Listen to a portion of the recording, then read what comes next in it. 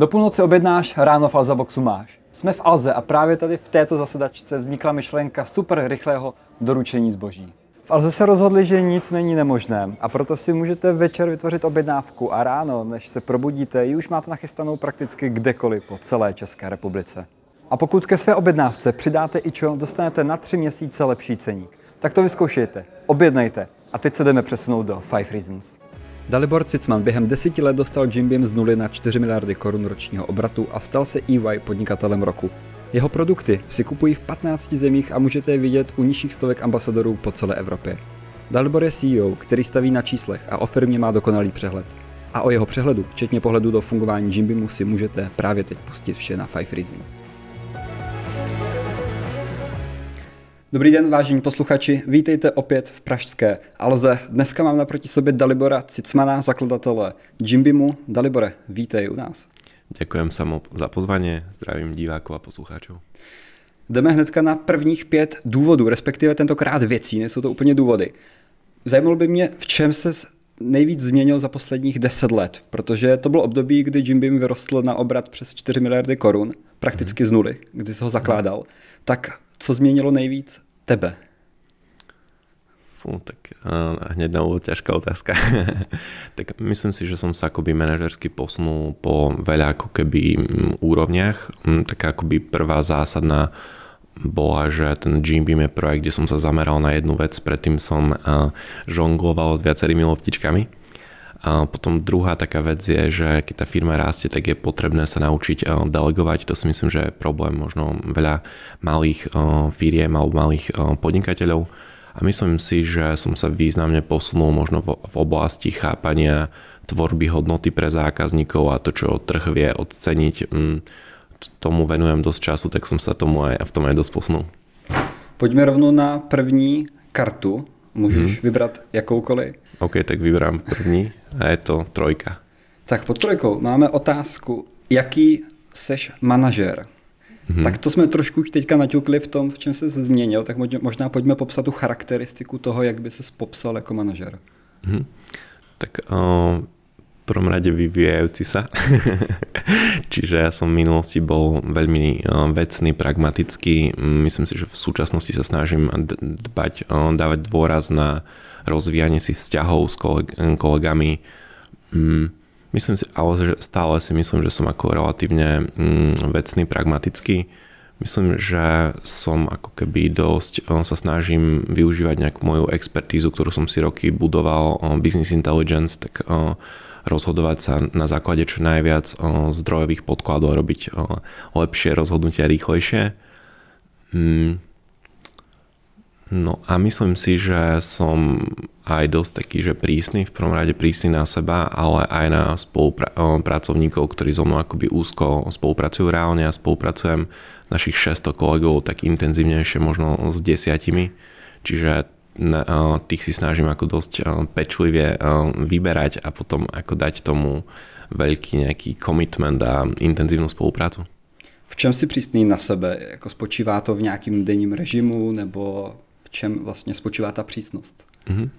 Tak ja sa snažím, alebo prísnosť, ja už od detstva som vnímal, že moji obaja rodičia boli podnikatelia a boli tak akoby pilní alebo veľmi pracovití, tak to ma dosť inšpirovalo, čiže ja som už popri škole robil naozaj veľa vecí a potom som si uvedomil, že disciplína a nejaké akoby svedomitosť a nejaké opakované rutiny, tak tie prinášajú často veľké výsledky a myslím si, že v tomto som taký prísny na seba. Půjdeme úplně na ten začátek, na chviličku. A ty jsi studoval dokonce i doktorát, a nebo dělal a současně podnikáš od 16. Co bylo důležitější? Ta jakoby brzká zkušenost s tím podnikáním, nebo to studium, který se táhlo docela daleko? A nebo dá se vůbec říct, co bylo v tomto důležitější potom jako pro to velké podnikání? Tak nemáme AB test, aby som to vyskúšal nejak retrospektívne, ale môj subjektívny dojem je, že tá prax bola prínosnejšia. Na druhej strane si myslím, že sa to nevylučuje, že ako popri škole má veľa ľudí dosť času na to si skúsiť niečo. Čiže aby som, keď to počúvajú nejakí študenti, tak určite odporúčal si nejaký, myslím si, že aj každým rokom sú menšie a menšie bariéry vstupu do biznisu, tak si skúsil aspoň nejaký malý biznisík popri škole. Já jsem četl, že během studia se zvládli nějakých 10-15 projektů vést, nějakých e-shopů, biznisu. A v čem jako spočívali? Nebo ta představa toho, že během vysoký vedu 10-15 nějakých jako možná menších, ale prostě biznisu, je docela děsivá i z hlediska právě toho jako manažerství. Tak byli jako podobný a tím pádem to bylo jednodušší, řídil jste nějak centrálně, nebo vlastně o čem byla tady ta fáze toho života? Tak pred ňou bola fáza, kedy som zákazkovo robil weby a primárne e-shopy. No a ja som ako disponoval tým skillom vyrobiť ten e-shop, spraviť tomu nejaké SEO, organic traffic, spustiť akoby PPCčky a rozbehnúť nejaké revenues, že toto som akoby vedel tým, že som to predával, tak som to vedel samozrejme spraviť aj pre seba. No a toto si myslím, že bola tá predispozícia, že som mal tendencie vytvárať e-shopy a myslím si, že viaceré z nich boli aj dosť úspešné, ale boli tak akoby viacej níšové, že nezahrňali nejakú že úplne veľkú kategóriu, že nekonkurovali si s Alzou, ale s nejakým maličkým tiež níšovým e-shopom, za ktorým stál častokrát tiež iba študent. No a toto bola ako tá predispozícia, prečo som spravil viacero e-shopov, tiež boli akoby na redakčných systémoch, čo tiež ako tá tvorba takéhoto e-shopu je pár dní, ako v určitej kvalite samozrejme. No a spoločný pattern bol, že ja som akoby prvé chyby robil, že som nešiel úplne po zákazníckom dopyte, ale k čomu sa viem dostať a potom neskôr som skúšal nejaký product market fit, čiže som prišiel s hypotézou, že na internete sú mladí ľudia. Je nejaká nová kategória, ktorá teraz vzniká v nejakom roku 2008.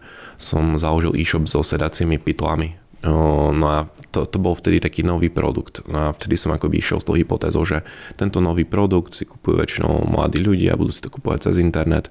Zároveň je to akoby veľký produkt, kde je drahá logistika, čiže nebudem si konkurovať s americkými a čínskymi firmami, ale nejak akoby regionálne. A toto si myslím, že boli celkom akoby správne hypotézy a toto bolo taký, že z tých úspešnejších projektov a potom som si skúsil aj množstvo neúspešných. Jakou hypotézu si měl u Jimbymu tím pádem? Proč vlastně to měl potom být, nebo stal se z toho takový ten jako core projekt na další fázi života? Hej, tak v tej dobe som si chcel vybrať jeden projekt kvôli tomu, že to je akoby super náročné manažovať. Už vtedy to bol dvojciferný počet ľudí na dvojciferný počet projektov. Je to ako manažersky naozaj veľká výzva. No a Jimbym zvažoval som, že či dám fokus na jeden projekt alebo postavím niečo na zelenej lúke. Vtedy som akože prišiel k tomu, že ideme úplne na zelenej lúke niečo stavať.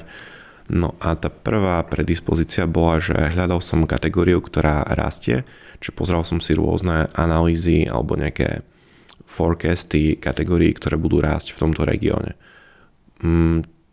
A taký druhý dôvod, prečo som si povedal, že Jimbym je to akoby naozaj super a tam treba dať fokus, bol, že som si naštudoval, alebo najprv som prišiel k tomu, že online health, sports nutrition, že bude rásť. No a potom som si študoval, že ako vyzerá tento biznis model z výšku sveta a tam som si všimol, že nastala tak akoby relatívne zásadná vec, že v Británii dosť populárna firma MyProtein, aj tu v tomto regióne, prípadne v Portugalsku, Španielsku, Itálii, tak tam je populárna firma Prozis. A tieto firmy z môjho pohľadu do určitej miery disruptovali trh. Oni sú tak prvoplánovo boli vnímané cez dojpeky, cez také akoby sáčky, že neboli to v dózach produkty a cez veľmi simplicitné zloženia. A oni mali ako keby relatívne rýchly nábeh alebo rýchlo preberali market share tým takým tradičným firmám, ktorí robili do veľkých dóz také veľmi maskulínne produkty a veľmi to pozicionovali na kulturistov.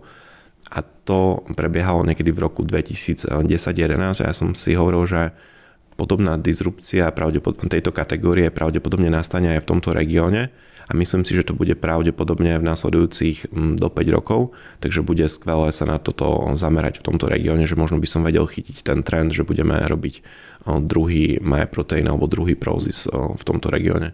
Ináč sranda, ja mám jeden komentár na TikToku, že typek vykopíroval MyProtein. No a určité míře to je pravda. Právě jsem se chtěl ale nie zeptat. je to také jednoduché. Právě jsem se chtěl zeptat, díky čemu biznisově jako Jim Beam vyrostlo, co bylo to hlavní. Takže dalo by se říct, že prostě jako dobře převzatá nějaká funkční věc ze zahraničí společně s tím, že člověk si to zasadil do toho kontextu v tom našem jako regionu a uchopil prostě tu příležitost té disrupce. Takže částečně inspirace, částečně dobrý timing. To se dá říct, že asi jako to hlavní, proč teda se to podařilo takhle chytnout. Áno, až keby som možno doplnil nejakú tretiu ingredienciu, tak to bolo to, že už som roky robil e-commerce a do Jim Beamu som preklopil tým, s ktorým som už roky spolupracoval, mal som už aj dosť veľa kapitálu, čiže ak by to bol môj úplne že prvý projekt, tak by tam pravdepodobne bola nižšia pravdepodobnosť na úspech. Je pravda, že četl jsem v roce 2013 až 2015 právě došlo k prodeji řady těch projektů, těch biznisů, co jsi měl. S jakým kapitálem, kromě toho lidského, že jsi vzal ty lidi, se kterými pracoval, tak s jakým kapitálem finančním vstupoval do začátku Jim Beamu?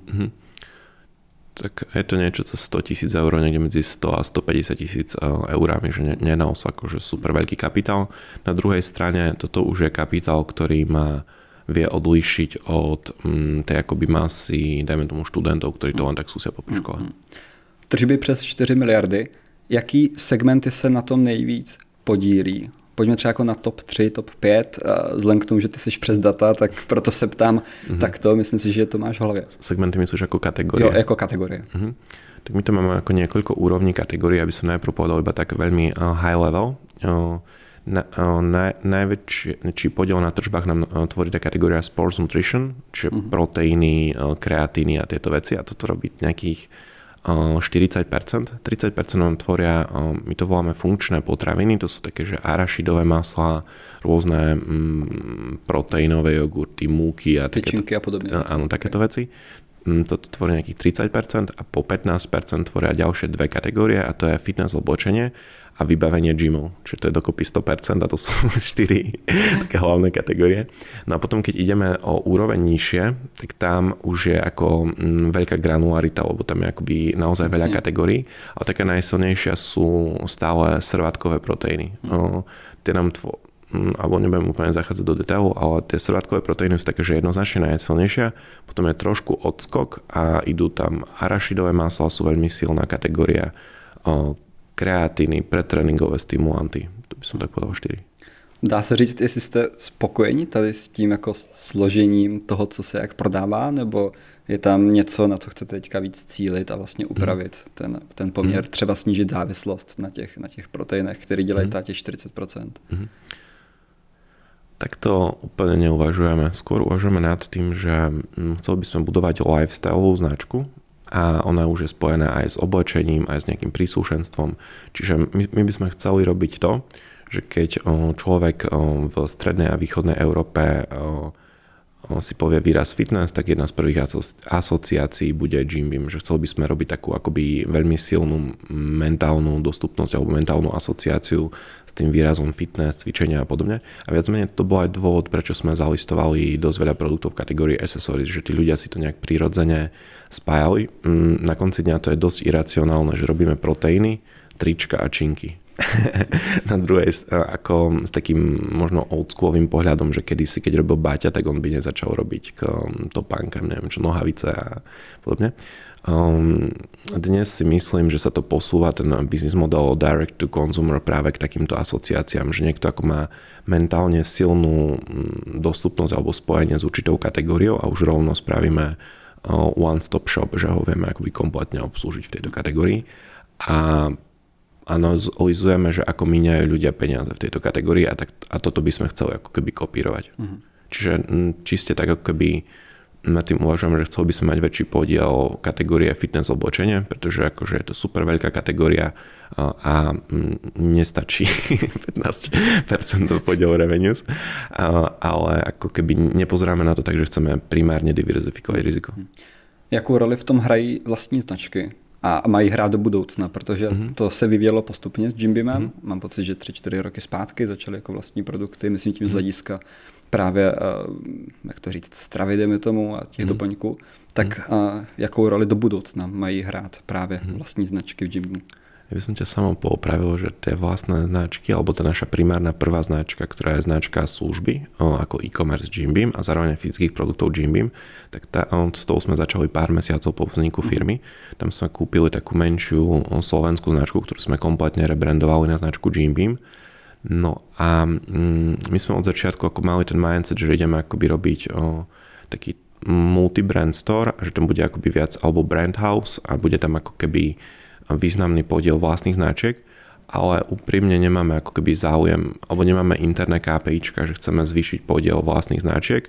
Máme interné KPIčka skôr, dajme tomu, že maržu a to častokrát má dopad, že vyššie, že vlastné značky väčšinou akoby vytvárajú väčšiu maržu a tým pádom, alebo týmto spôsobom vytlačajú tie prepredávané značky, ale tak akoby z môjho pohľadu také dlhodobé KPIčko je nejaká zákaznícka spokojnosť, CSATčka, dobrý výber v kategórii, čiže v prvom rade to hráme na spokojnosť zákazníkov a v druhom rade na maržu a tá marža viac menej robí to, že vytláča tie prepredávané značky.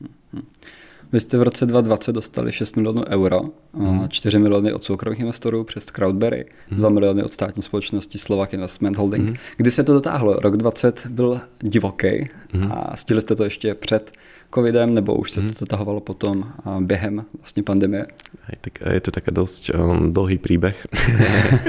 My sme to podpísali, myslím, že v novembri 2019, čiže to bol ako keby podpis, že ideme do toho za týchto podmienok a tam oni robili crowdfunding ako rejzovanie kapitálu, čiže vypísali to, prihlásili sa investori a to prebiehalo, myslím, že necelý rok alebo nejakých 9 mesiacov.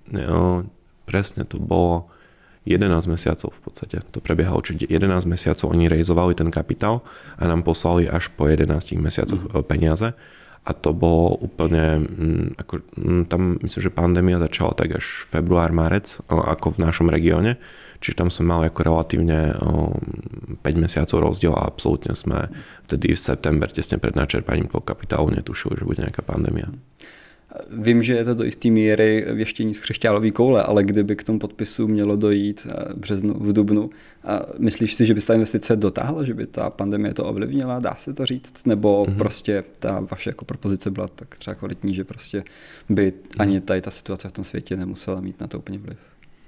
Myslím si, že by sa určite nedotiahla v priebehu, alebo keby malo nastať podpis celkového akože uzavretia tej transakcie niekedy mesiac po pandémii, tak určite nie, že vtedy bola akoby extrémna panika na trhu a ľudia absolútne nemali ambície myslieť nad investíciami. Myslím, že aj tá platforma Crowdberry vtedy mala taký útom možno rok. Čiže myslím si, že keby sme mali rok delay tou investíciou, že by sme sa rozhodli o rok neskôr ju rejzovať, tak nakoniec by z toho boli dvojročný delay kvôli pandémii.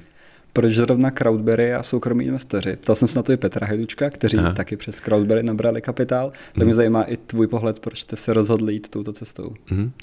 Tak ja som nad tým, alebo ja som k tomu pristúpil zase tak akoby relatívne pragmaticky, že sme začali komunikovať s veľa fondmi tu v regióne, aj so pár medzinárodnými.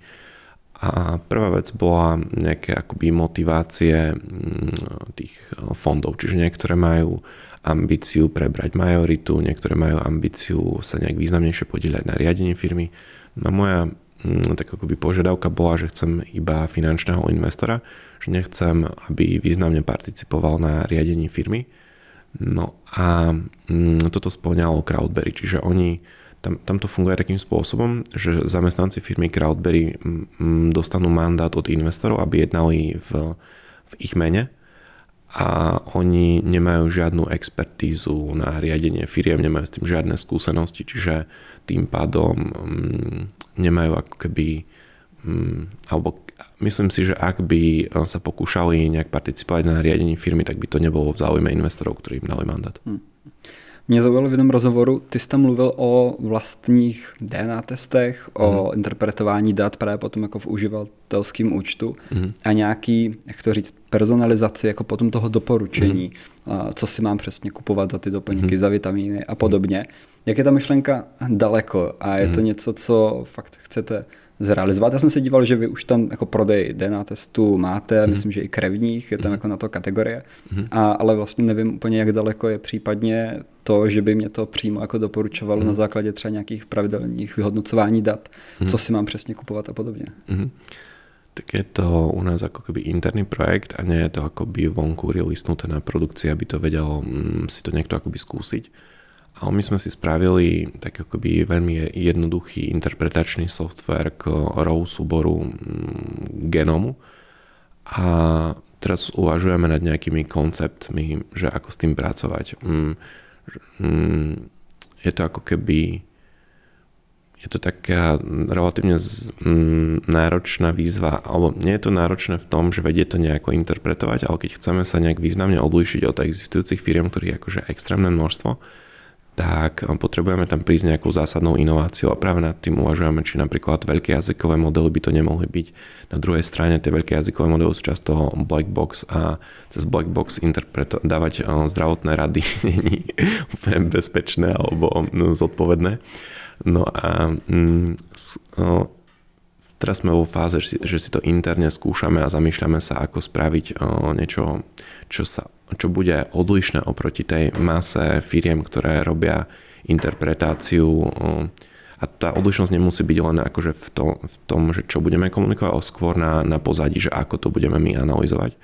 A čo sa týka krvných testov, tak tam alebo aj DNA testy a krvné testy majú v súčasnosti dosť veľké issue s nejakým užívateľským interfejsom, že je potrebné si to objednať, potom je potrebné si, dajme tomu, odobrať krv alebo sliny, následne to poslať, čakať niekoľko týždňov na výsledok a to si myslím, že je hlavný dôvod, prečo tieto kategórie nemajú veľký podiel na našich tržbách, že je to určite do 1%, ja som to aj nespomenul na začiatku.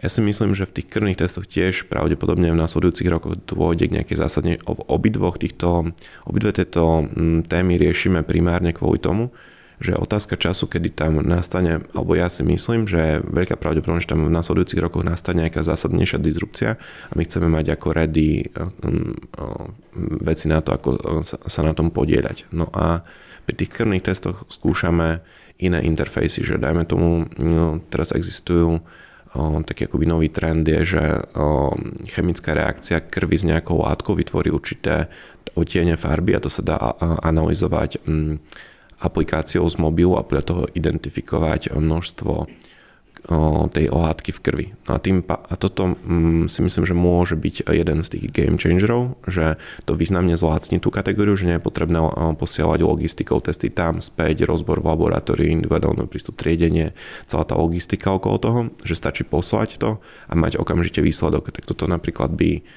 teoreticky mohla byť jedna z týchto vecí a ja si myslím, že tá personalizovaná medicína je jeden ako keby z trendov, alebo dnes si myslím, že to bude ako keby veľká vec, akurát neviem, či to bude veľká vec o 5 rokov alebo o 150 rokov a tým pádom, keď to bude o 150 rokov, tak možno to zbytočne počúvate teraz.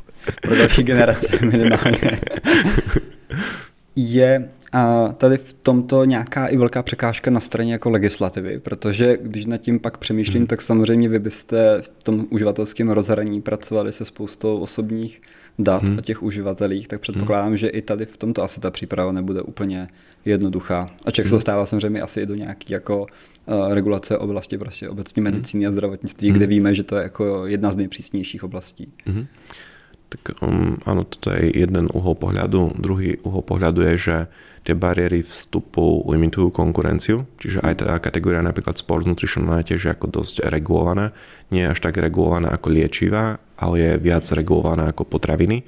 A to do určitej miery nám eliminuje časť konkurencie a tým pádom, keď si ako, dajme tomu, že nedávno sme spúšťali taliansky trh, čiže keď si detálne naštudujeme tú taliansku legislatívu, detálne vykomunikujeme všetky produkty s talianskými úradmi, spravíme si ako keby množstvo práce s tými autoritami lokálnymi, tak to do určitej miery limituje konkurenciu. Čiže dajme tomu na talianskom Amazone máme o mnoho menej konkurencie práve kvôli týmto legislatívnym bariéram, že nemôže hoci kto z detskej izby si rozbehnúť Sports Nutrition e-commerce. Odbočím teďka trošku někam jinam. Co reporting obecně jako přehled o datech firmy. Předpokládám, že to máte nastavený velmi poctivě, protože ty si hodně přes data. A máš přehled úplně o všem, když se podíváš na nějaký jeden dashboard, vidíš tam prakticky jako cokoliv, nebo? Tak určite nemám prehľad o všem, že máme naozaj veľké množstvo nedigitalizovaných dát, s ktorými nemôžeme pracovať. A potom môjim cieľom nie je ako mať prehľad o všem. Môjim cieľom je, ako ja mám tiež iba 24 hodín, čiže v podstate môjim cieľom je skôr za čo najmenej času získať najväčší prehľad, kde môžem vytvoriť nejaký najväčší impact na firmu. Čiže ja mám ako na jednej strane som si za tie roky urobil nejaké metódy, že ako získať nejaký rýchly prehľad a potom, že čo sú dôležité veci alebo ako rýchlo interpretovať nejaké zmeny. To mi nahrál na otázku, jaký čísla teda sleduješ nejvíc. Co jsou ta data, která jsou pro tebe teda jako na týdenní bázi podstatná? Kebyže sa tak všeobecne pozrieme, že aké dáta sú podstatné, tak ja osobne to mám, že jedné sú nejaký health check firmy, či je všetko OK, tam sú také akoby štandardné KPIčka ako tržby, EBITDA, disponibilný cash flow a ako keby health check, či proste ideme podľa plánu, podľa rozpočtu. A k tomu mám akože ešte o mnoho akože väčší rozpad než tieto 4. A potom druhá skupina KPIs je smerom k zákazníckej spokojnosti a to je z môjho pohľadu taký dlhodobý health check firmy, že či v horizonte 3 rokov sa tie prvé budú dobre vyvíjať. Čiže ja pracujem ako s hypotézou, že keď zákazníci sú spokojní, tak dáva zmysel im predávať produkty a potom, keď my robíme naše operations efektívne, tak máme akoby miesto byť na tom trhu a cez tieto dve skupiny KPI sa na to pozerám a potom za tie roky som si k tomu vytvoril ako také rôzne interpretačné metódy, čiže napríklad ja revenues alebo pravdu povedať tržby až tak veľmi nepozerám, skôr pozerám gross profit a robím si ako takú interpretáciu, napríklad taký môj prvý dashboard, ktorý si ráno zvyknem otvoriť, je to viac menej KPIčko, že porovnáva to včerajšie tržby voči posledným 10 rovnakým dňom za krajinu. Čiže my máme tam akoby iné tržby v pondelok, útorok, stredu, čiže v pondelkové tržby s poslednými 10 pondelkami a interpretujeme to ako ratio a ešte po krajinách. Čiže taký prvý dashboardík je, že v Česku sme včera mali 113% tržieb v porovnaní s poslednými 10 stredami a takto mám akoby rozbité všetky krajiny a k tomu mám mám tam akoby červené a zelené polia a sivé. Červené sú, keď sa treba na to pozrieť, čiže hypoteticky, ak by sme mali v Česku len 40% tržieb oproti posledným 10 pondelkom, tak zbystrím pozornosť. Ak sme mali 170%, tak tiež zbystrím pozornosť. Ak je to medzi tým, tak je to ako už sivým, nevenujem tomu pozornosť a tak nejak sa mi darí zorientovať sa vo veľkom množstve KPIček a chcem, aby moji manažeri, s ktorými ja komunikujem napriamo, tak boli ešte v o mnoho väčšom detaile za ich oblasti, za ktoré zodpovedajú. Jakými způsoby sbíráte feedback těch zákazníků? Ty jsi to zmínil, že to je jeden z aspektů, co sleduješ poměrně významně. Tak co jsou ty cesty a jaký data vlastně vám z toho potom vypadávají?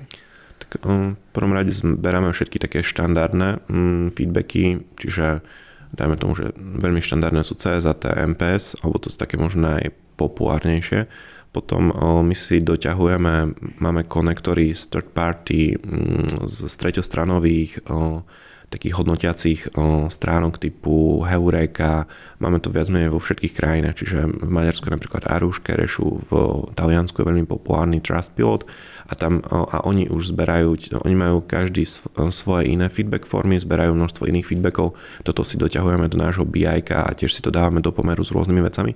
A teraz taká dosť cool vec, ktorá mňa ako osobne dosť teší, je, že sme začali, alebo my sme už v minulosti robili to, že keď komunikoval náš zákazník s našim kolegom na Customer Care, tak kolega mal manuálne olabovať túto komunikáciu. Že dajme tomu, že zákazník komunikoval ohľadom tejto objednávky, ohľadom tohto produktu, ohľadom reklamácie a nebol spokojný s kvalitou a je za to zodpovedný výrobca tohto produktu alebo dajme tomu logistická firma a podobne. Z toho som mal nejaký reporting, ale teraz tie veľké jazykové modely typu od OpenAI, alebo ja v poslednej dobe dosť ako keby sa hrám z Vertex AI, čo ako od Google, tak akoby platforma na takéto rôzne tools, tak tam sa dá spraviť viac menej to, že my komunikujeme s zákazníkmi, alebo týchto našich nejakých 40 kolegov komunikuje v nejakých 14 jazykoch s týmito zákazníkmi a rôznymi metodami cez rôzne messengere, cez rôzne telefonáty a to sa dá všetko prepísať do textu a potom sa to cez veľké jazykové modely dá veľmi dobre olabelovať. A toto je taký môj posledný ako keby alebo reporting z týchto ako keby tisícok denných komunikácií, olabelovanie ich a vyťahnutie akože o mnoho ešte väčšieho množstva dát mi dosť pomáha sa zorientovať v zákaznických náladách, by som to tak nazval. Zvýšil se v poslední době třeba v tom roce a půl nějak fokus na implementaci právě jako AI a pomáhá vám to víc jako interně nebo plánujete s tím pracovat i v rámci jakoby toho pohledu toho zákazníka, když přijdu na ten e-shop, dá se to tam jako nějak uchopit? Dá sa to, alebo zákazník ako z môjho pohľadu pravdepodobne nevie, čo máme my na backende, ale už dnes tam máme ako keby implementované alebo využívame veľké jazykové modely na, dajme tomu, v minulosti sme robili to, že keď napíšeš recenziu na produkt, tak mali sme k tomu guideline, že nie je povolené tam mať linky, nie je tam povolené mať vulgarizmy, nie je tam povolené, akože sú tam nejaké pravidlá pre pridávanie. A určité veci sa dajú ako relatívne oifovať, že if je tam then proste nie, ale niektoré veci sa nedajú oifovať, čiže museli to akoby prechádzať ľudia. Dnes to už ako relatívne simplicitný prompt, kde hej, ChatGPT, porovnaj mi tento text, či je v súlade s týmito pravidlami, ak áno, zverejní to na stránke, ak nie, upozorní zákazníka, nech to akoby preformuluje. No a toto je akoby jedna z vecí. Potom dajme tomu, že search bar, sorting produktov, je tam akoby naozaj veľké množstvo príležitostí, ale alebo ja osobne si myslím, alebo keď vyšiel ChatGPT 3.5, to bol myslím, že november 22, tak vtedy bola taká spoločenská nálada, že teraz vzniknú pozície nejakých prompt inžinierov a oni zautomatizujú celú firmu a proste treba sa učiť na túto pozíciu a bolo to také akoby nejasné a ja si myslím, že sa to akoby v praxi nenaplnilo a my sme, myslím, že relatívne skoro začali ísť tým akože takým možno praktickejším prúdom, že sme zaplatili všetkým zamestnancom ChatGPT APIčko, platíme im ako keby interface, platíme Vertex AI a robíme si interné workshopy, že ako to využívať like a boss, že učíme ľudí, dajme tomu z financií, ako si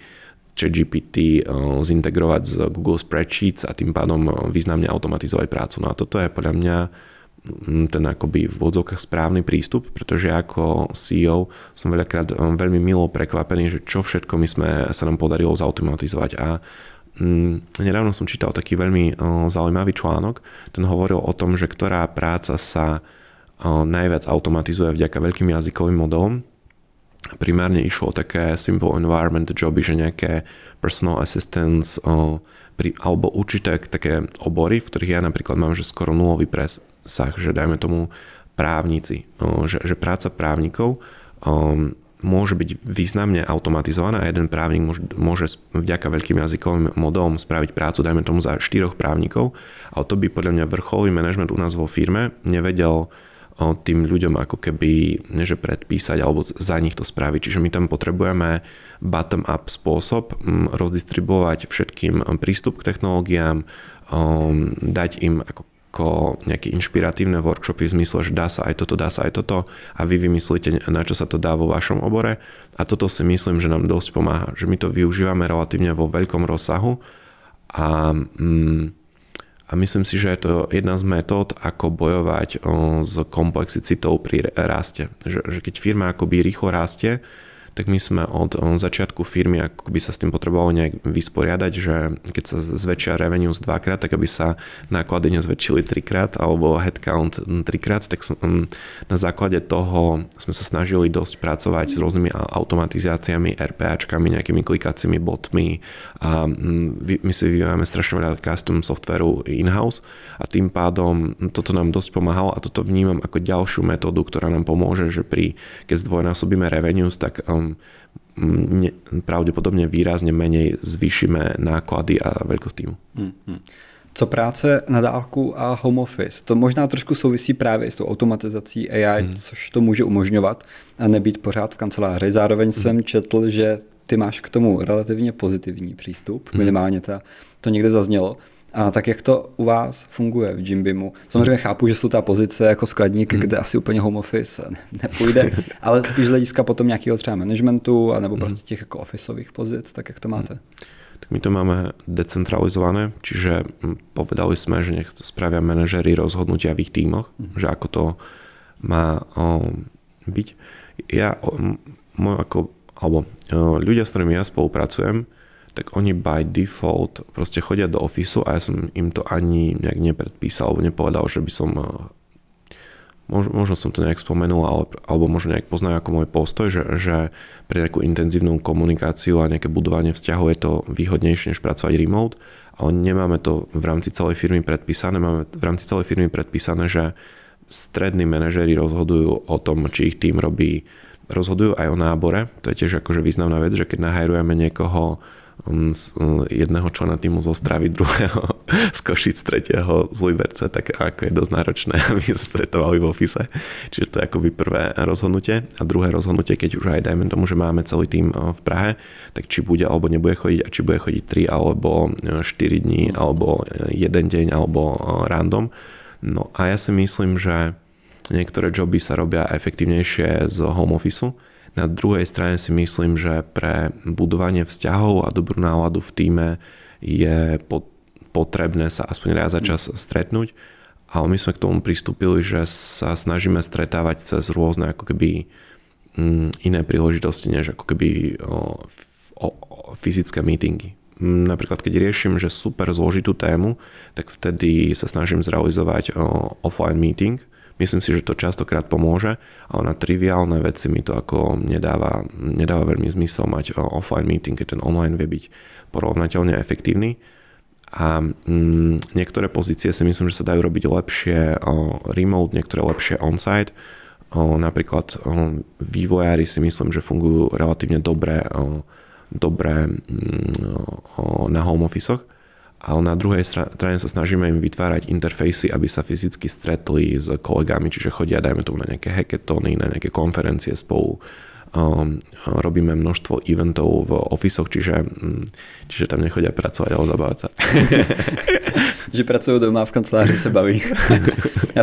To mě připomnělo, viděl jsem nedávno, to je asi nějaký týden zpátky, tvoje video, jak zkoušel s Apple Vision Pro. Aha. Tak jsem si vedle toho, co to teďka říkal, vzpomněl na to, že možná v čase se budete potkávat tak, že si každý doma nasadíte brýle, ale potkáte se v jedné místnosti.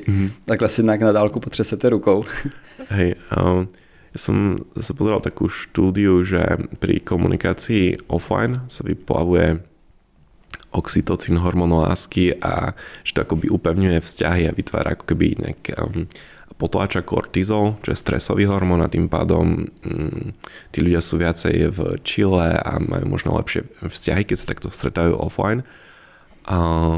A vraj cez akoby online hovorí sa akože nedochádza k týmto chemickým reakciám v tele, tak uvidíme, či ako z Vision Pro, či tam možno k něčemu dojde.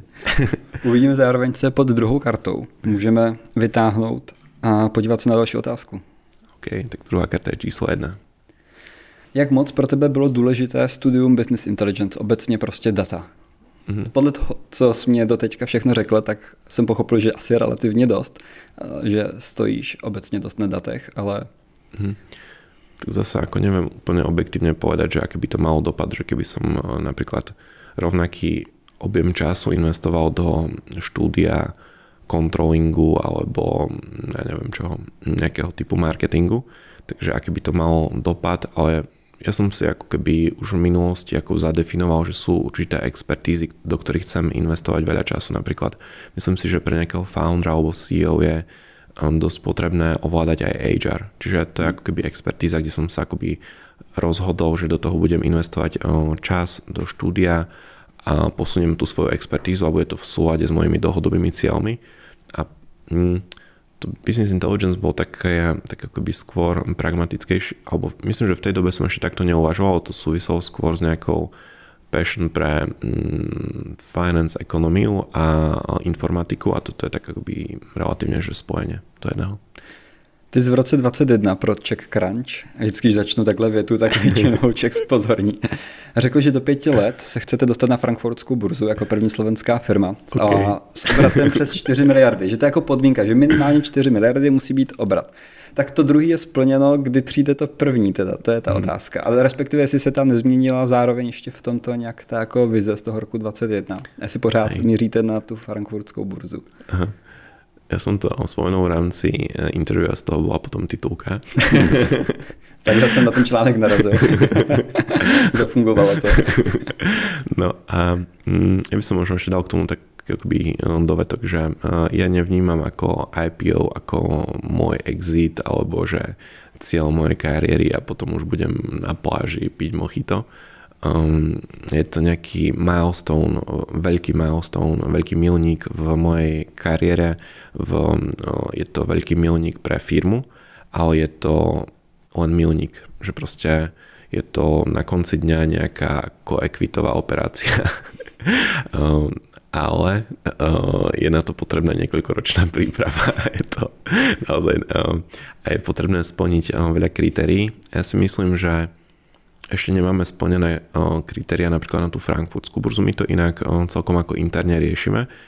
A je to krásna severánka, Nordstar, že proste interne riešime so super smart ľuďmi, ktorí robia globálne obrovské dealy, najväčší biznis, že ako by sme mali, dajme tomu, pracovať s governance vo firme, ako by sme mali nastavovať určité procesy, aby sme boli verejne obchodovateľná firma.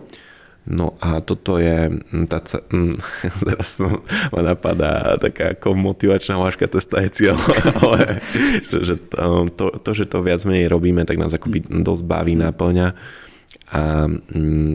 a zároveň ja som tam akoby to spomenul skôr rietačne a myslím, že sa to skôr nenaplní tých akoby 5 rokov, že tam je potrebný mať skôr pustený ten proces a skôr splnené kritériá, ktoré ešte nesplňame a to kritérium revenues nie je ako keby jediné. A to je ešte, myslím, že som to, neviem, či som to tam tak formuloval, ale to je skôr, že minimálne revenues. Jo, bylo to jako minimálně, že to je jedna jako z podmínek.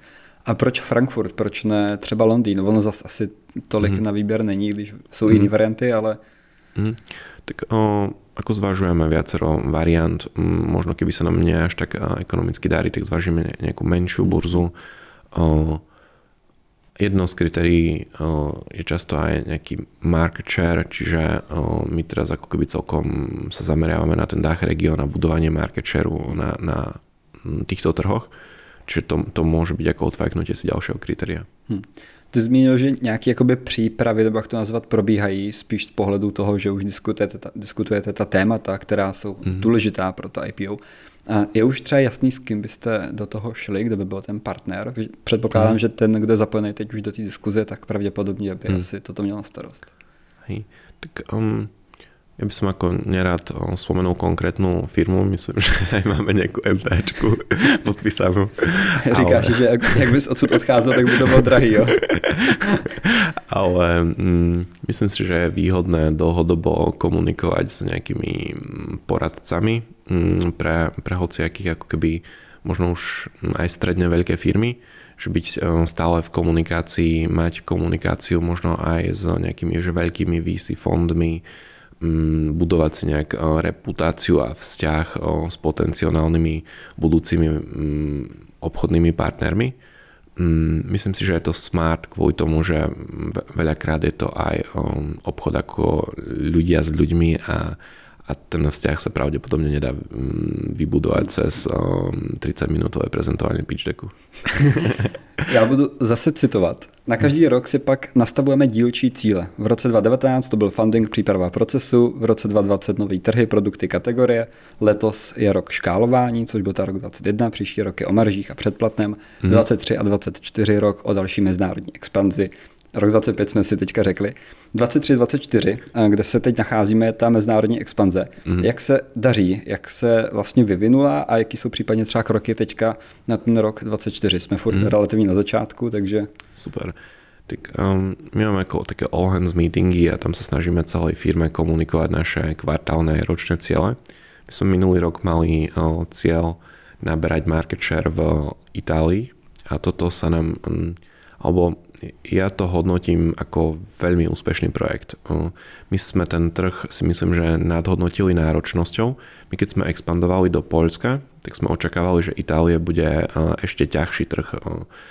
Pozerali sme sa napríklad na nominálne GDP krajín, Poľsko a Itália, je tam akože obrovský rozdiel. Ale dnes by som povedal, že je to asi porovnateľná náročnosť našej kategórii, alebo dokonca ešte je to ľahšie v tej Itálii. Čiže tam ten minuloročný cieľ nabrať market share v Itálii, tak si myslím, že my sme ju Itálii spustili len pred minulý rok, niekedy v druhej polovici, čiže my sme tam ako dosť na začiatku cesty, ale zatiaľ ten feedback z trhu je naozaj skvelý, čiže hajrujeme tam tým a rozbiehame ako keby viac a viac operácií.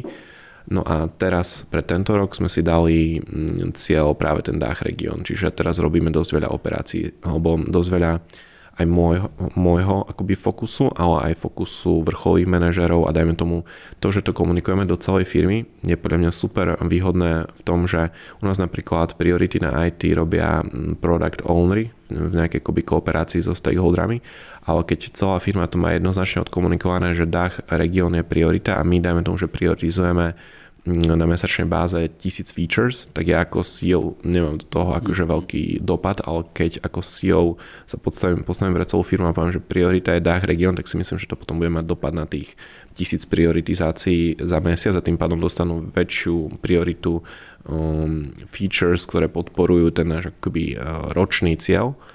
A toto je ako keby naša nejaká metóda, že intenzívne komunikovať dovnútra priority, mať ich iba veľmi malé množstvo, lebo tiež keby som dal 7 priorit, tak si to nikto nezapamätá, alebo 10 a je z toho ako iba domotaný. Čiže teraz chceme ako keby chytať market share v DACH regióne. Jaký trhy jsou pro vás klíčový? Chápu, že asi Československo, tak jeden pohled je ten podíl na tom trhu, ale možná i druhý pohled, ta rychlost toho růstu na tom trhu a nějaký potenciál. Takže teď ten fokus, chápu, je dostat se do toho DACHu, ale když vezmu ty stávající trhy, tak... My máme, poľský trh je aktuálne, myslím, že 4. najväčší u nás a je predposledný spúšťaný pred Itálií. Čiže ten poľský trh berieme ako... že je to akože super náročný trh, ale že sa nám tam podarilo to kreknúť a že proste, že už sme tam ako na dobrej trajektórii.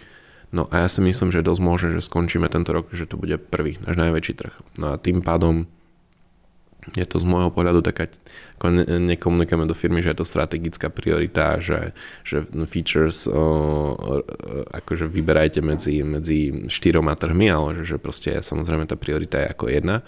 Ale z môjho pohľadu je tam akoby dosť dobrá trajektória a veľké absolútne čísla. Tie hodnoty, že nie tie percentá rastu, ale tie akoby prírastky v absolútnych číslach. No a potom tak keby potenciál si myslím, že je to Taliansko, že v tom DACH regióne nám akože tiež to rastie, ale z malých čísel nie je tam ako taký proof, že tam budeme ako jednotka do pár rokov, že myslím si, že je to nad tým veľký ako otáznik ešte. Ale v tom Taliansku už som ako dosť pozitívne naladený, že to bude možno do pár rokov naša jednotka najväčší trh. Čím to, že to Polsko se tak podařilo a když je spuštěný relativně nedávno? Byl tam jaký specifický přístup? Nebo... Áno, ja som pred Jim Beamom sa mi párkrát nepodarilo rozbehnúť Polsko. Takže už to chápu, maximální fokus, aby to neskončilo i teďka neúspěchem. No v podstate prvýkrát sa mi podarilo rozbehnúť Poľsko. Ale myslím si, že dosť významná vec bola, že to bol náš predposledný trh. Čiže my keby sme si to dali ako náš tretí alebo štvrtý trh v poradí, tak my by sme tam vstupovali ako firma, ktorá má, neviem koľko to je v českých korunách, ale dajme tomu v eurách, to je nejakých 6 miliónov eur revenues a lokálny konkurent v tej dobe mohol mať nejakých 30-40 miliónov eur. A my sme tam vstupovali ako firma, ktorá má už, neviem koľko, možno 80 miliónov eur, čiže už sme tam vstupovali ako väčšia firma, ako lokálny konkurent a dnes sme už o mnoho väčšie, že my tento rok targetujeme na 240 miliónov eur a to je ako keby to ťahá veľa tých nových trhov a ten akoby tí naši najväčší lokálni konkurenti v Poľsku, tým, že nie sú ako medzinárodné firmy, že majú len ten jeden trh, tak sa im nedarí až tak rýchlo rásť a tým pádom sa viac roztvárajú nožnice a primárne by som povedal, že to sú nožnice v sofistikovanosti operácií, že my keď by sme tam vstupovali, dajme tomu, keď to vezmeme cez to BI-ko, tak keby sme tam vstupovali ako na náš tretí, štvrtý trh, tak vtedy som, dajme tomu, robil BI-ko ja s mojím asistentom. Keď sme tam vstupovali pred, myslím, že 3 rokmi alebo 4, tak sme už mali tým, dajme tomu, že 8 data inžinierov a dajme tomu lokálny konkurent mal 4 data inžinierov.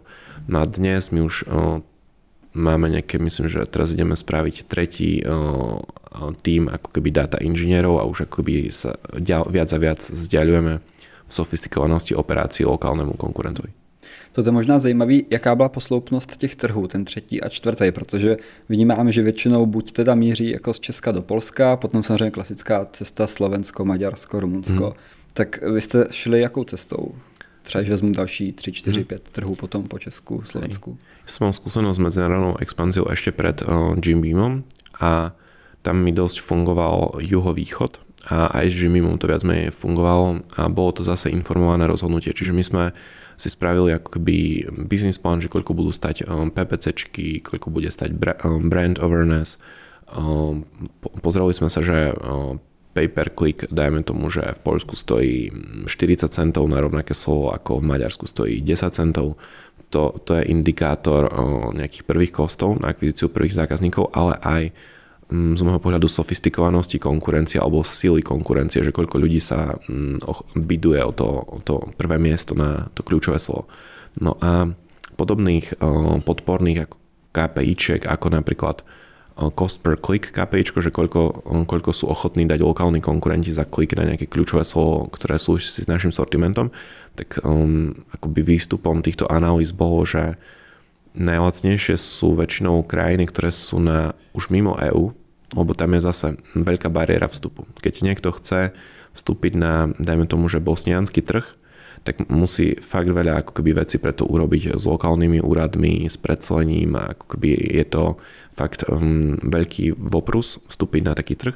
Potom veľa firiem tam nestúpi kvôli tomu, že si hovorí, že je tam akoby málo obyvateľov. Myslím, že tá krajina mala nejaké 3 milióny obyvateľov.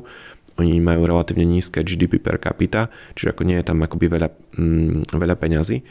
Ale keď už tam ako niekto vstúpi, tak potom to vie byť relatívne za krátku dobu cash cow, proste trh, ktorý financuje ďalšiu geografickú expanziu. Myslím si, že Jim Beam stojí na pevných základoch kvôli tomu, že my sme si oddreli tie ako keby náročné trhy, ktoré teraz môžu byť ako keby cash cows.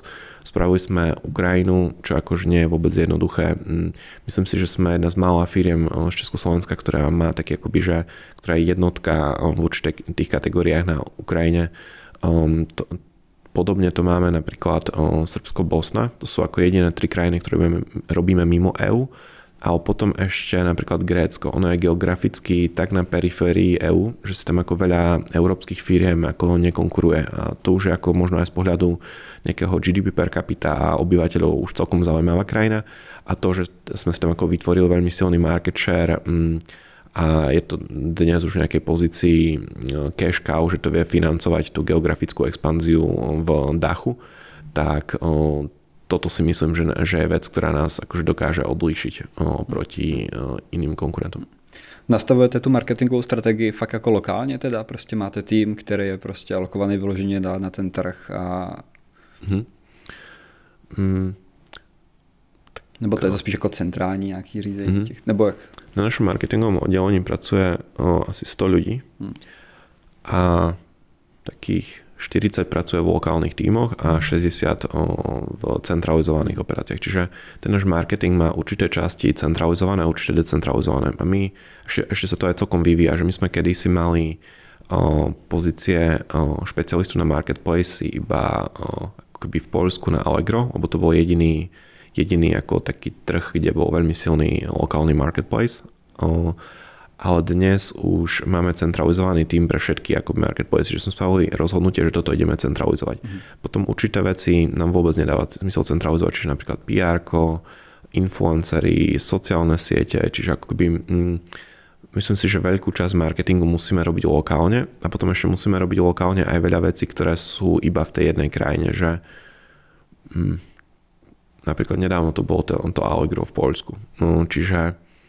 Čiže ako keby taká jednoduchá odpoveď je, že čas áno aj, alebo čas máme centralizované, čas lokálne. Dá se říct, že tam z hlediska té marketingové strategie třeba postupujete podobně jak v Česku a na Slovensku? Dejme tomu, že tady je to dost postavený a k tomu se dostaneme na influencerech, ambasadorech a té značky samotný.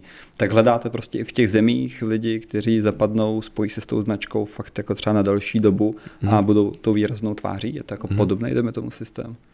Myslím si, že áno. Ako nejdeme akože tvrdo, že proste na Slovensku nám to fungovalo, tak teraz to bude musieť fungovať aj v Nemecku. Ale máme tu svoju kuchárskú knižku, ktorú pri otvorení trhu stále aplikujeme a vyhodnotíme si, ak to funguje na tom trhu. Super. Ak nefunguje, končíme a veľa sa pýtame lokálnych ľudí. Čiže hajrujeme stále lokálny tím a veľa sa ich pýtame, čo by sme tam mali robiť. Pojďme na třetí kartu. OK. Tak je to 2. To je přímá otázka. Máte ambasadory, kteří propagují vaše produkty. Zdravý životní styl, jsou vzorem. Nevadí vám, že pak někteří třeba berou nebo brali steroidy? Nebo byli spojení s něčím, co třeba není úplně pro většinu lidí vhodný? Podľa môjho názoru, alebo taká jednoduchá odpoveď, nevadí, ale je pre nás dosť dôležitý postoj tých ľudí k tomu. Čiže vadilo by nám, ak by to odporúčali mladým ľuďom. Napríklad ceníme si určite úprimnosť. Čiže napríklad, keď niekto má postoj, že beriem steroidy, lebo som profesionálny športovec a určite to neodporúčam 99% populácie po mne opakovať, tak to si myslím, že je úplne legitímny, férový postoj, ktorý sme ochotní podporiť. Na druhej strane nie sme ochotní podporiť ako keby postoj, ktorý ja si myslím, že tento postoj je dokonca správnejší, než keď niekto ako berie steroidy a tvrdí, že to je akoby značky proteínov. Takže jde vám o tu formu, jak to podá, o ten kontext toho třeba proč to bere nebo bral případně. Áno, a možno aj motiváciu ľudí k tomu, že keď ako vykomunikuje, alebo aj úprimnosť. Myslím si, že ako keby toto je tá úprimnosť a nejaký prínos pre spoločnosť, alebo proste to podávanie pravdivých informácií ako morálne správnym spôsobom je pre nás dôležitejšie než to, či berie alebo neberie steroidy. Já když jsem si proklikal e-shop a i ta skrz to, že jsem objednával, ale jako celkově teďka i kvůli přípravě, mě překvapilo, že to bylo celkem jako všechno jednoduchý. Že jsem klikl, přidal do košíku, vyplnil údaje, objednal. Moc se tam nepracovalo minimálně, teda jsem si to nevšiml třeba s nějakými souvisejícími produkty, chcete ještě toto, nechcete, toto se k tomu hodí. Je to jako cíl, aby ten proces byl co nejvíc easy, nebo? Tak keď to hovoríš, tak ma to celkom ako potešilo, že je to presne tak. Myslím si, že sú tam, máme ako recommendations engine na product page, čiže ako sú tam odporúčané produkty. Jasně, na produkty. Ale na product page. Nebylo to ako potom už podľa mňa v košíku třeba. V košíku máme zase my chceme, aby si to proste rýchlo dokončil tú objednávku. Ideálne, ja klidne objednám po druhý. Ale je tam tiež ako taký modul, ale my zase úmyselne tlačíme, ale proste chceme, aby intuitívne človek preskočil ten krok, kde akože je sumarizácia objednávky. Myslím, že to musíme aj zo zákona dať sumarizáciu objednávky a tam je ten recommendations, tam je nejaký druhý typ odporúčania. ale primárne tlačíme ľudí už rovno do ďalšieho kroku, čiže dá sa dostať aj do toho a tam je už taká menšia sumarizácia objednávky, menej detailná. A za mňa to je ako relatívne že kľúčová vec, že keď som zakladal túto firmu, tak som dosť riešil, že čo naozaj ľudia chcú. Že keď ako veľa founderov napríklad v našej kategórii, tak dookola prichádza s tým, že ľudia chcú nejaký zásadne inovatívny produkt, ľudia chcú prírodné produkty a ľudia chcú, ja neviem čo, jednoduché obaly alebo farebné obaly a proste to je také nepokorné, keď tí foundry to chcú všetko vymyslieť za tých zákazníkov.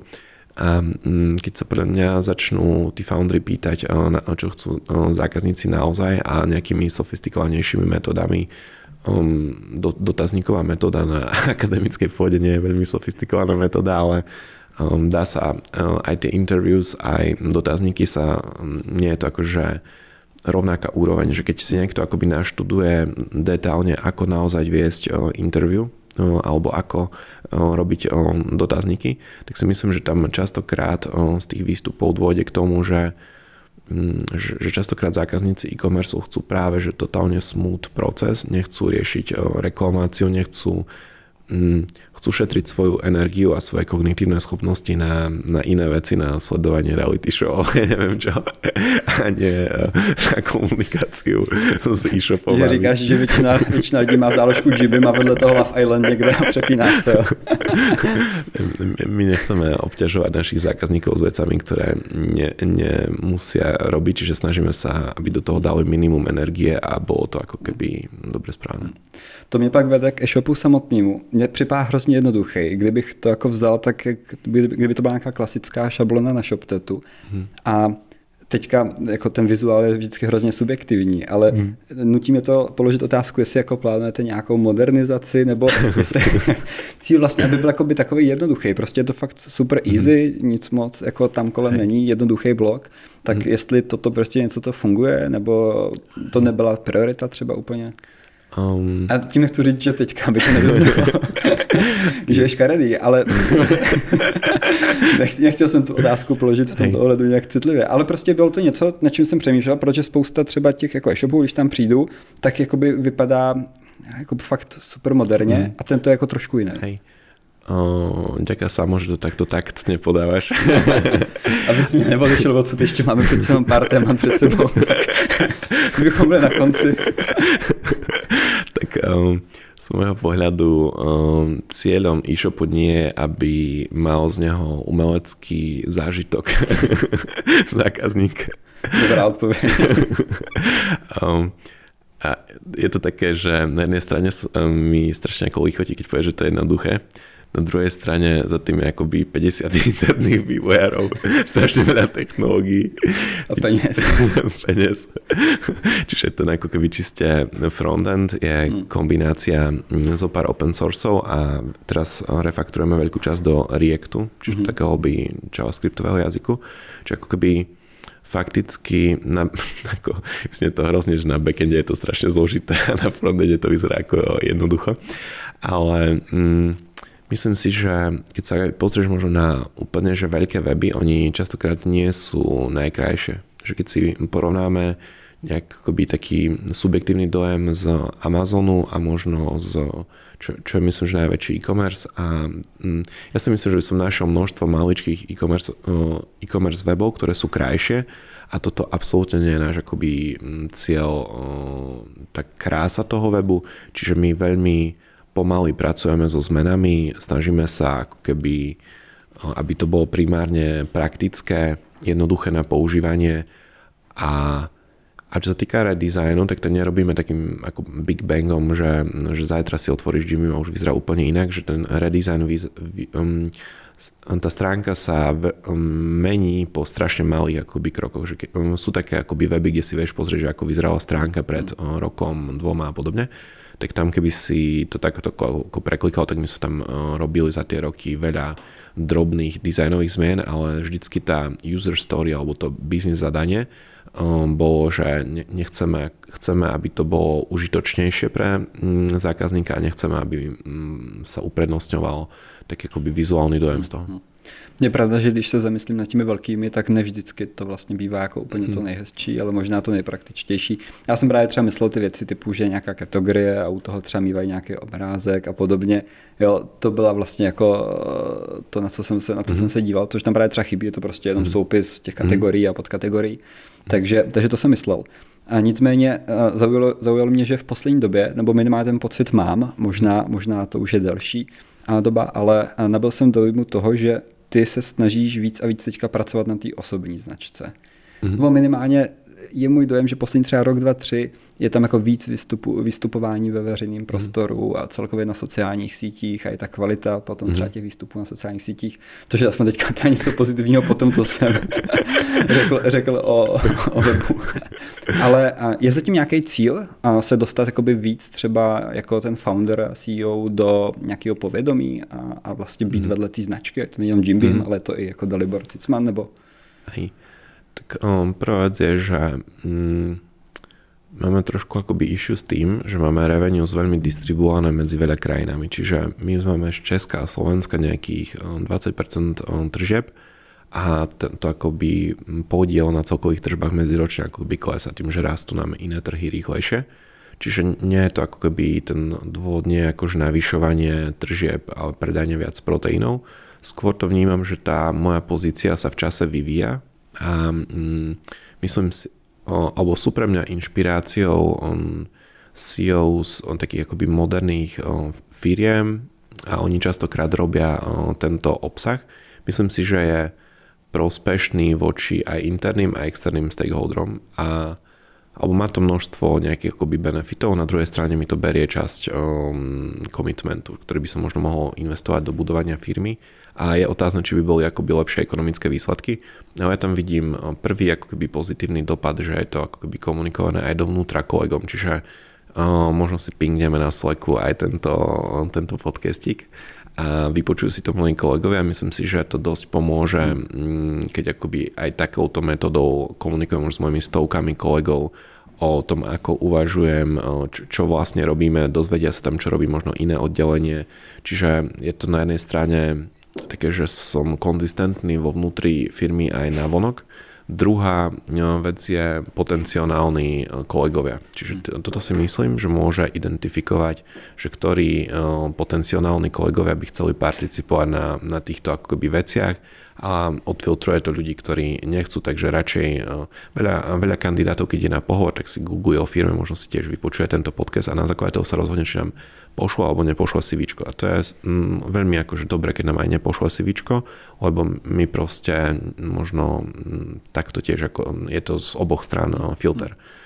Potom si myslím, že je to dobré aj voči obchodným partnerom, potenciálnym investorom vytvárať si ako takýto track record, že akoby tvoríme nejaký relevantný obsah a hodnoverný. A potom je tam taká posledná rovina.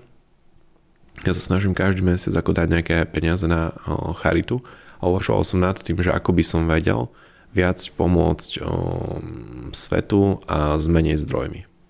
Lebo samozrejme ako každá osoba mám nejaké obmedzené zdroje. Napadlo ma, že aby som vedel možno najviac pomôcť cez motivovanie mladých ľudí k podnikaniu a zdieľanie konkrétneho know-how. Čiže moje nejaké personal branding activity sú dosť často smerom k univerzitám. Včera som hovoril na VŠE, mal som tam akoby plnú aulu študentov, bola tam akoby strašne veľa otázok, že sme to nestihli zodpovedať, ale ma akoby aj vnútorne ma tešilo, že tie otázky boli veľmi praktické k začiatkom akoby podnikania, že ja som si ich akoby prekladal, že chcem skúsiť podnikanie a toto akože chcem v praxi využiť, čiže akoby ja si myslím, že je to do určitej miery aj nejaké dávanie späť nejakej podnikateľskej komunite, ale ako taký môj hlavný fokus sú študenti a ja som si to ako zadefinoval, že každý kvartál chcem ísť, mne to akoby koordinuje moja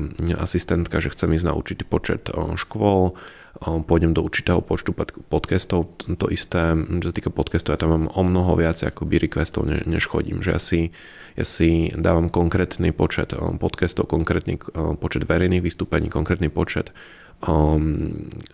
vystúpení na stredných a vysokých školách a myslím si, že je to aj pre mňa vnútorne ako keby nejaké naplnenie. Ja som inak mimochodom pred pár rokmi mal extrémnu fóbiu z verejného vystupovania a teraz som si pred pár mesiacmi tak povedal, že už si to aj začínam užívať. Co to změnilo? Prostě bylo to jenom jako ten trénink toho, že jste šel na několik přednášek do plný auly a se studenty nebo prostě z veřejností a člověk postupně jako se otrkal tady v tom? Tak ja moje prezentačné zručnosti mám oddreté, že mám možno talent na niektoré veci, ale toto je, myslím si, že prvá vec, že chodil som na retorické kurzy, kde ako keby ma profesionálni ako keby školitelia učili, že ako mám hovoriť, ako mám verejne vystupovať, ako si tvoriť akoby prezentáciu. A potom určite je to prax, že ja som akoby určite tie prvé prezentácia mal o mnoho horšie než teraz to isté prvé podcasty, čiže myslím si, že tou praxou sa posúva každý vpred. Je pravda, že všiml jsem si toho, že chodíš celkem často, i právě třeba do těch škol, možná jsem dokonce tady ten event viděl, tak jsem přemýšlel nad tím, jestli člověk zvládá nebo má čas ještě na to řídit firmu, nebo už chodit jenom po akcích. Ale chápu teďka tu motivaci toho, že člověk tady v tomto případě, hlavně třeba v rámci těch škol, chce předávat tu hodnotu samotnou. A jak moc jsou pro Jim Beam důležití ambasadoři a influencery? Hlavně třeba v Česku, na Slovensku, nebo ne to propojený, takže prostě, když vezmeme tady ty dvě země, tak mám pocit, že ten počet je celkem velký, minimálně jejich dosahy, když sečteme. A možná takhle tu otázku můžu ukončit, pak mám na to ještě navazující. OK, tak asi nemáš naštudovaných našich polských, talianských, maďarských influencerů. Je pravda, že tam zajít už bylo trošku složitější, takže věřím, že tam taky umíte. Tím pádem to pak ale odpovědělo na to, že fakt jako lokálně se tam snažíte vytahovat ty jména, který do toho zapadají. Presne tak. A ja by som dokonca povedal, že tuto máme ešte menej než v iných krajinách. Naša možno, ja by som to tak interpretoval, že naša expanzná stratégia je, že nejdeme len ako výkonnostný marketing, ale dlhodobo akože sa snažíme budovať brand awareness, čiže nejakú známosť značky, ako som na začiatku tohto podcastu hovoril, že chceme, aby sa vytvárala asociácia so slovom fitness alebo s rôznymi akože slovami, ktoré popisujú náš sortiment a to sa nám darí primárne cez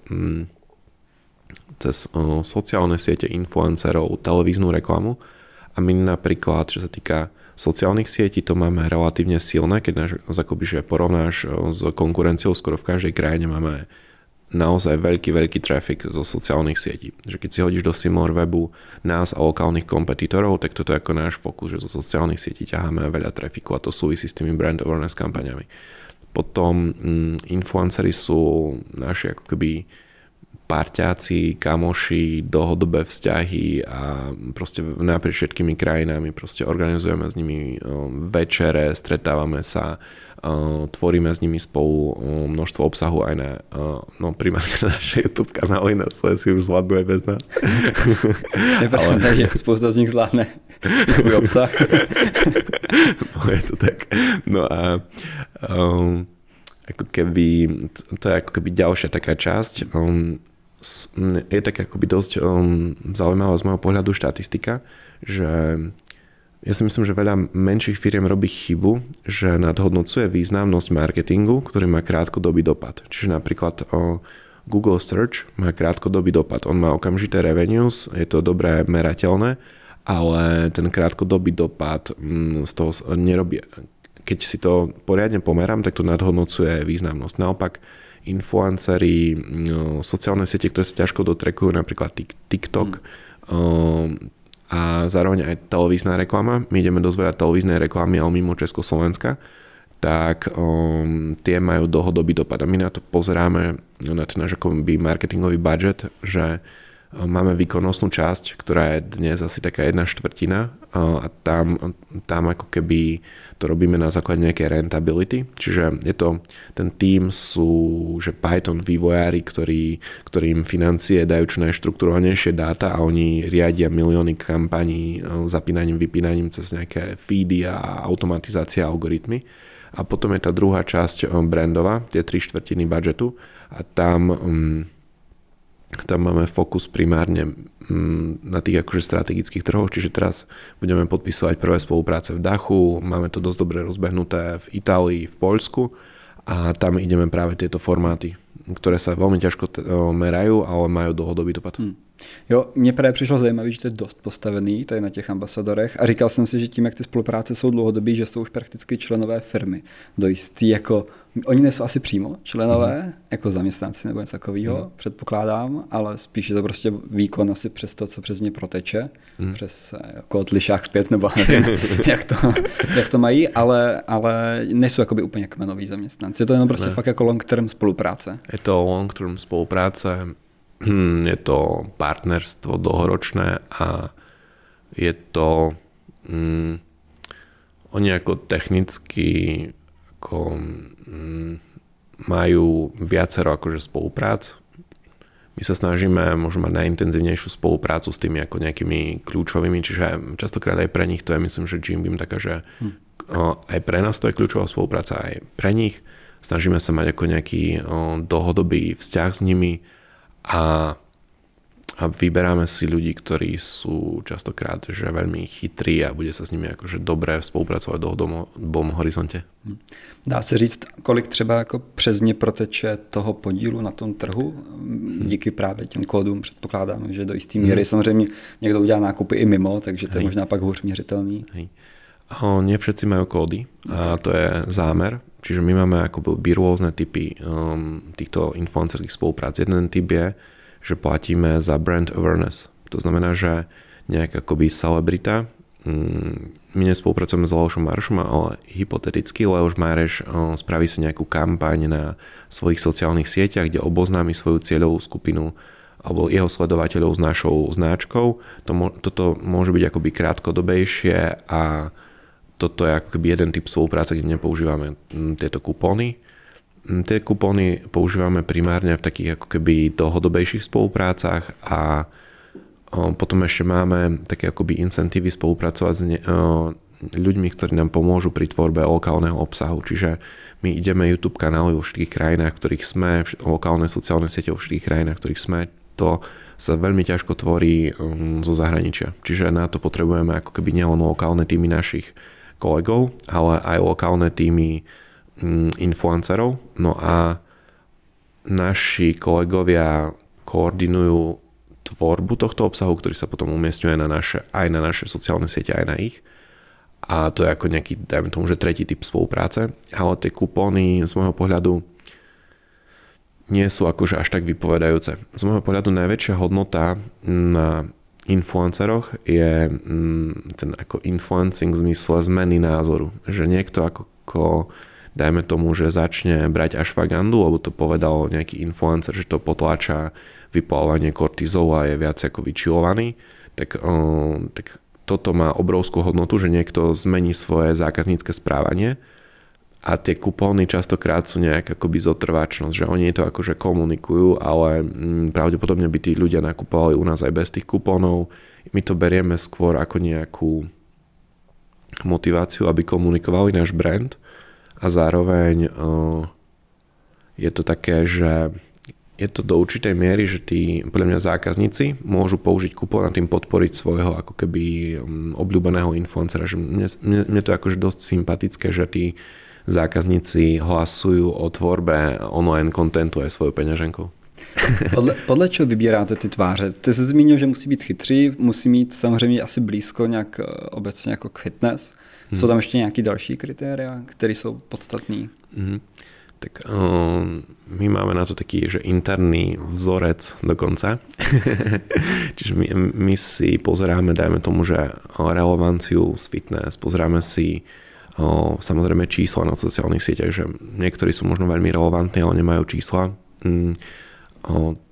Potom riešime tam aj ostatné spolupráce alebo nejakú hodnovernosť tej osoby, že preferujeme skôr ľudí, ktorí majú menej tých spoluprác, prípadne nepreferujeme ľudí, ktorí majú nehodnoverné spolupráce. Že ak idú si tie nejaké kryptoskémy a takéto veci, tak toto není úplne ideálny parťák, ktorý akože pôsobí hodnoverne.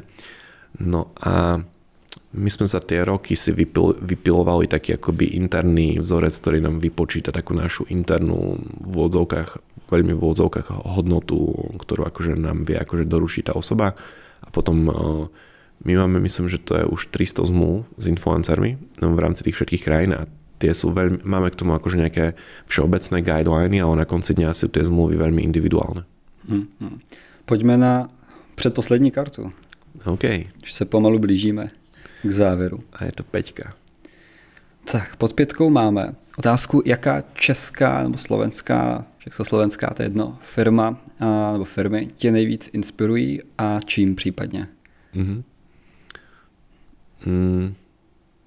Tak ja sledujem e-commerceové firmy, čiže asi všetky úspešné československé e-commerceové firmy. Sledujem Alzu, Notino, to sú za mňa ako také české, pre mňa top príklady toho, ako to robiť. Sledujem BBG, čo je taká nemecko-slovenská fúzia. A to ináč možno ani veľa ľudí nevie z Česka, že Berlins Brand Group, to je akoby fúzia dvoch chalanov z Bratislavy s nemeckou časťou a je to jeden, myslím, že z najväčších e-commerceových projektov v Európe, tak s nimi som v kontakte a oni ma inšpirujú. Ale napríklad ma inšpirujú aj menšie e-commerceové firmy, že teraz nedávno som mal tú česť celý deň shadowovať, chodiť s Peťom Hajdučkom na meetingy. Četl jsem o tom. Tak to a myslím, že se střídáte pak i zpátky. Hej. Tak to bolo veľmi super a mám ako množstvo poznámok, alebo na niektoré veci mi to akoby zmenilo názor, alebo inšpirovalo ma to, čiže to bolo veľmi super. A mimo e-commerce ako skôr tak inklinujem k takým technologickým SaaSovým firmám. Na Slovensku tak akoby najznámejšia v tejto oblasti je Asset, to je akoby veľký antivírusový moloch a obdobne sú ďalšie dve podobné, už teraz iba jeden v Česku. A v čom ma inšpirujú? Možná vezměme, v čem právě třeba ti velcí hráči, Alza, Notino, co zmínil, tak jakoby jsou inspirací, v čem jako vynikají, třeba na co se tam díváte, třeba když zase někdo sleduje vás, když vy sledujete ně. Tak Notino sa mi veľmi páči ich geografická expanzia, ako to robili, to sa snažíme ako niekedy tým inšpirovať aj my. Je to ako úplne že legitímna medzinárodná značka, že k tomu ako mám veľký obdiv. By som povedal, že my sme akože o mnoho menšia firma, ale myslím, že robíme niečo podobné v inej kategórii. A čo sa týka Alzy, tak tam akoby sa mi veľmi páči ich taká, že užívateľská skúsenosť. A na jednej strane je ten taký brand awareness marketing, že to tiež je akoby pre nás veľkou inšpiráciou, ako že idú proste tie médiá. My napríklad nejdeme úmyselne billboardy, že my si chceme akože trošku akoby zvýšiť takú prémiovosť značky a tým pádom kebyže ideme, tak možno nejaké megaboardy alebo niečo také, že zaujímavé. Ale mne to príde akože dosť dobré, že idú taký ako veľmi silný brand awareness, snažia sa, alebo neviem, či to je pravda, to je môj subjektívny dojem, že sa snažia vytvoriť tú asociáciu, že ono je nakupovanie Alza, u nás nájdete všetko a proste robiť z toho taký ako československý Amazon. A potom sa mi páči ako ich pragmatickosť, keď som sa akože pozrel nejaké interviews, tak myslím si, že na veľa vecí máme podobný názor. Je pravda, že už se nám tady začíná sbírat hezká škála právě hostů z těch i biznisů, co jsme jmenoval. Tak Notino ještě přidáme, Alzu máme, Petra taky, teď konečně i tebe. A právě k tobě se chci dostat. To je další téma. Co je ta tvoje hlavní jako kompetence vlastně, kterou teďka v té firmě má? Jasně, pozice CEO, ale jakoby na co se ty nejvíc tam zaměřuješ a jak potom vypadá třeba ve vztahu k tomu ten jako tvůj běžný pracovní den. A případně jak dlouho trvá teda ještě, protože věcí je dost, času málo. Tak v začiatkoch podnikania môj pracovný deň, alebo ešte pred Jim Beamom, môj pracovný týždeň určite nebol 4-dňový, skôr 6 a niekedy aj 7. A čo sa týka ako časového fondu, tak kedysi som tomu dával naozaj že veľa, že som v podstate iba pracoval a spal. A dnes mám niečo, ako keby, čo si myslím, že je dlhodobo udržateľné. Samozrejme nie je to 8 hodín denne, je to trošku viac, ale nie oveľa. A ja ako keby uvažujem nad svojim kalendárom, že potrebujem riešiť ako nejaký, nie že health check firmy, ale mať proste prehľad o tom, čo sa deje vo firme, čiže mám nejaké weekly rutiny s mojimi ako manažérmi, ktorí mi reportujú napriamo, tie majú primárne buď témy, čo im vybehli a chcel by môj pohľad na to, alebo nejakú konzultáciu k tomu, alebo potom sú tam status updaty k takým kľúčovým projektom za ich akoby oddelenia. To je ako keby, taký by som povedal, že dosť veľká časť môjho ako keby pracovného času. Potom je tam druhá veľká časť kľúčové projekty. Ja som v minulosti, čo sa mi neúplne páčilo, mal tendencie sklzávať strašne do nejakého problem solvingu. Že tá pozícia CEO je častokrát o tom, že sa tam eskalujú problémy z rôznych oddelení a dá sa ako keby akože zasahovať do naozaj veľa vecí. Teraz si hľadám medzi tým ako nejaký rozumný balans a mňa vnútorne viacej ako uspokojuje participácia na rozvojových projektoch. Čiže tento kvartál som vo viacerých OKRs naangažovaný, sú k tomu tiež pravidelné updaty vytvorené ako projektové Slackové kanály a tam ako keby komunikujem a reálne akoby pracujem na tých projektoch. Mám už časť vyčlenenú aj na tento personal branding, čiže na nejaké podcasty, public speeche, ale nie je toho veľa. Pravdu povedať, to je také, že asi 4 hodiny týždeň max, že do viac ako keby nejdem, veľakrát si to ako tak pošachujem, že nikdy nejdem napríklad public speakovať kvôli, alebo keď idem ako do iného mesta, tak idem tam primárne za business meetingom a doplním to akoby verejným vystúpením. OK. Jak člověk, který zodpovídá za skoro 300 lidí, dejme tomu, a vlastně ta firma ještě pořád jako v relativně rychlém růstu, tak si udržet tu jako psychickou nějakou kondici a to, aby člověk se z toho nezbláznil, přece jenom třeba někdy se začnou kupit problémy, těžká rozhodnutí, investoři, tak jaký máš ty sám recept na to se udržet prostě v pohodě? Další den ráno vstat opět s elánem a normálně fungovat? Tak nemám nejaké super triky. Ja si myslím, že veľmi potrebné je nejaké fyzické zdravie. Že jeden možno z mojich akoby pracovných úspechov, alebo môj pracovný úspech pravdepodobne je podporený tým, že som akože dlhodobo fyzicky veľmi fit. Veľmi intenzívne riešim kvalitu spánku, čiže robím všetko preto, aby som na mojom Oura-ringu dostával korunku, čiže skoro je viac ako 85. Takže na vočkách zabíráš kroužky a na Oura-ringu zbíráš korunky. No, to je zjednodušená odpoveď na tvoju otázku. OK. Když zbierám taky korunky, ešte musím teda začít. Čiže ako sa držím psychicky v pohode, že zberám korunky a kolečka. Co jsou pro tebe peníze?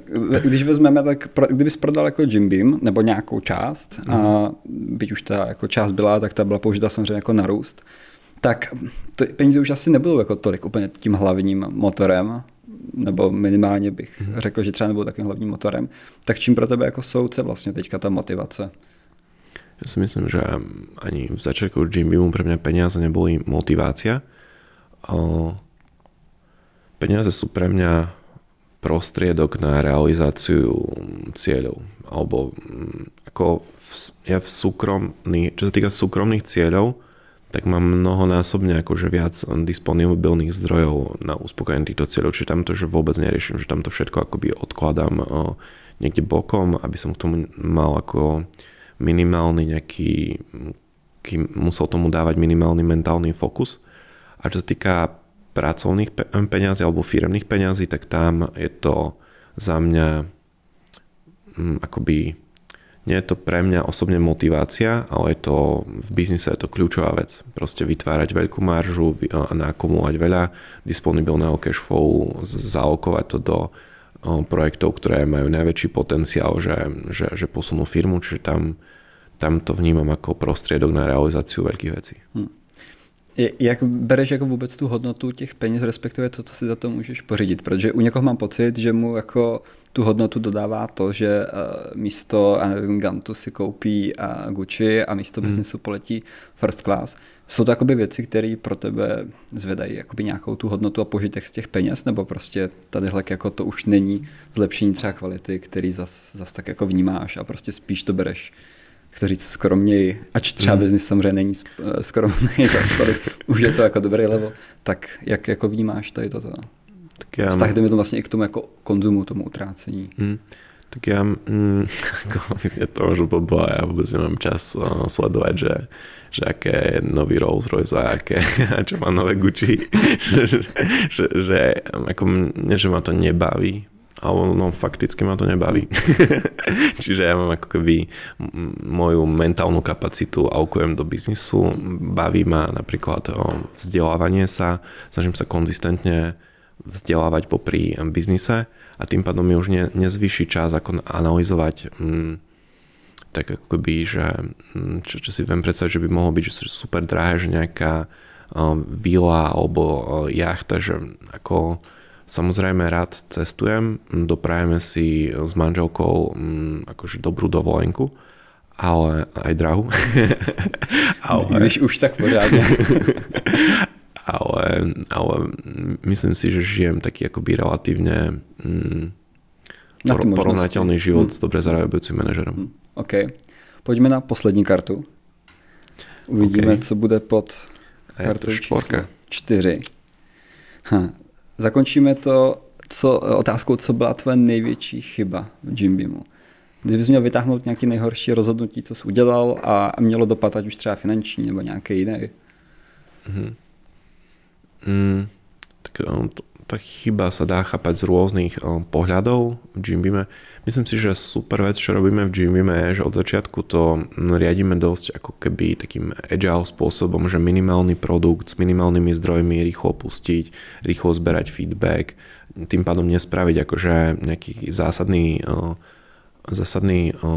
prúser, ale čo vnímam ako najväčšie chyby, tak tie boli primárne z oblasti, ktoré som riešil prvýkrát, čiže napríklad prvýkrát som riešil ESOP, program zamestnaneckých akcií a toto si myslím, že nenaplnilo moje očakávania a bolo to možno aj najdrahšia, alebo neviem, či najdrahšia. Najdrahšie chyby by som povedal, že sú primárne v logistike, lebo tam sú akože veľké investičné projekty a keď tá firma rýchlo sa ako keby hýbe, tak ako ťažko povedať, že či to je chyba, že proste či akoby je nejaký šťastnejší postup. Zase možná díky té chybě člověk jako potom získá výhodu jinde nebo něco se naučí, takže... Čiže ako keby, keď mám tak akoby prvé povedať, tak asi ESOP a potom aj investorské zmluvy. Že, čo sa týka akoby investorských zmluv, tak tam je veľa founderov na začiatku ako keby má o mnoho menej skúseností a informácií než investori a s dnešnými informáciami a skúsenosťami by som úplne inak k tomu pristupoval. Myslím si, že skvelá vec, čo som spravil, bolo, že som naraz komunikoval s viacerými fondmi a to je do určitej miery aj super ako keby zber dát a to mi veľmi pomohlo, ale nemal som skúsenosť, ako sa v rokoch akoby vyvíja vzťah s investormi, ako sa môžu meniť u nich, dajme tomu ľudia, incentívy a podobne. A dnes už by som sa akoby, ale neviem, či to je dobré, že to hovorím pri otázke na najväčšie chyby. Nenazval by som to najväčšia chyba, ale skôr akože tam bol väčší počet vecí, ktoré by som dnes robil inak a vnímam ich, že sú veľmi významné. Ono to slovo chyba je samozřejmě jako těžce uchopitelný, ale je to spíš o tom, že člověk tam má z toho nějaký ponaučení třeba, kdy v něčem byl víc lehkovážný, nebo tam prostě neměl tu dostatečnou jako zkušenost tady v tom.